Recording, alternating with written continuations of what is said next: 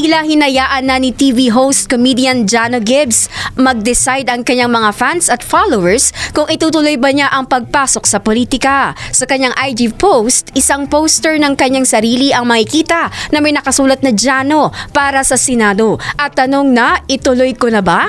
Kaagad naman nagbigay ng iba't ibang sagot ang netizen, ngunit may iilan naman ang hindi naniniwala habang ang iba ay hindi sang-ayon. Ayon sa TV host comedian, seryoso ang kanyang post dahil matagal na niyang planong pumasok sa politika, ngunit hindi pabor ang kanyang pamilya sa plano nito dahil sa takot sa mga magiging kalalabasan nito. Nabanggit nito na balak niyang tumakbo sa eleksyon sa taong 2028. Matatandaan na may mga celebrities na nag-file na ng Certificate of Candidacy para sa 2025 midterm elections, kabilang sina Philip Salvador, Marco Gumabaw, Ayon Perez, Enzo Pineda, Diwata at ang content creator na si Ros Martana at marami pang iba.